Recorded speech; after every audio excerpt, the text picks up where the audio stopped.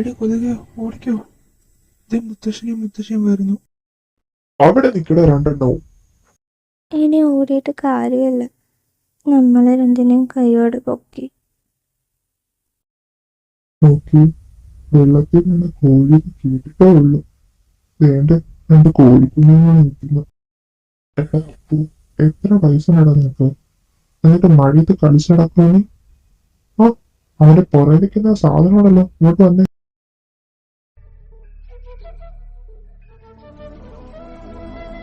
അവന്റെ പറയും വിളിച്ചെങ്കിൽ മതി, ഇനി പോരെ. അതെങ്ങനാ, കുട്ടിക്കളി മാറിയിട്ടില്ല രണ്ടിൻ്റെ. അവളെന്ത് പറയുന്നു അതിനകത്തുള്ള അവനും കാണും എല്ലാ സപ്പോർട്ടിനും. മുത്തശ്ശി ഇത് കേൾക്കണം. ഈ കുരുപ്പനോട് ഞാൻ പറഞ്ഞത് പോവല്ലേ എടി പരി പിടിക്കും പോവല്ലേന്ന്. എന്റെ ദേവിയെ പച്ചക്കള്ളം, ഇങ്ങനെയൊന്നും നുണ പറഞ്ഞു കൊടുക്കരുത്. എടി കൊതുകെ നിന്നെ ഉണ്ടല്ലോ. അത് ശരി, അവിടെ മര്യാദയ്ക്ക് എന്നെ വിളിച്ചോണ്ട് പോയിട്ട്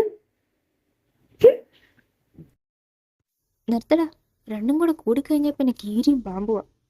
രണ്ടിനും ഓരോന്ന് വെച്ച് തന്നുണ്ടല്ലോ. മഴയും നനഞ്ഞ് തലയും തോർത്താ അത് കയറി. മനുഷ്യ, നിങ്ങൾക്ക് വീട്ടിൽ വന്ന് പെണ്ണ് കഴിക്കാൻ വല്ല ഉദ്ദേശമുണ്ടോ? ഇല്ലെങ്കിൽ പറ, ഇനി വരുന്ന ഏതെങ്കിലും ആലോചനയ്ക്ക് ഞാൻ സമ്മതിക്കാം. ഒന്ന് ശ്രമിക്കുക.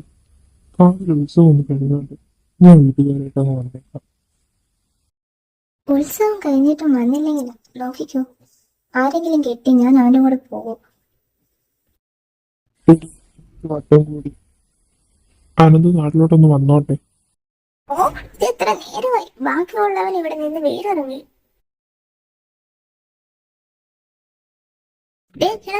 നിങ്ങൾക്ക് ഇവിടെ കെട്ടാൻ വല്ല ഉദ്ദേശമുണ്ടോ? കേൾക്കണം, അച്ഛൻ വല്ല കല്യാണാലോചന കൊണ്ടുവരുമ്പോ ദൈനത്തിന് മുതലുണ്ടല്ലോ, കൊണ്ടുവരും. എന്തിനാന്നോ മുടക്കാൻ വേണ്ടിട്ട്. എന്ത് പറയാനാ, ചേച്ചിയായി പോയില്ലേ. ഈ മുടക്കിയ ആലോചനയിൽ ഏതെങ്കിലും നടന്നിരുന്നെങ്കിൽ ഇവിടെ കെട്ടി രണ്ട് പിള്ളേരുമായി നടന്നേന്.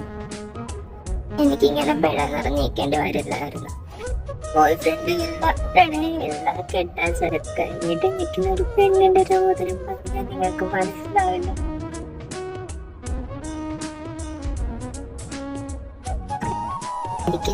ഇങ്ങനെ നിന്ന് പൊട്ടിച്ചിരിക്കാനല്ലേ നിങ്ങൾക്കറിയൂ. മഴക്കുമുള്ള നിങ്ങൾ വീട്ടിൽ ചെല്ലാൻ നോക്കുക. ഞാനൊരു പോമഴ കണ്ടെത്താം.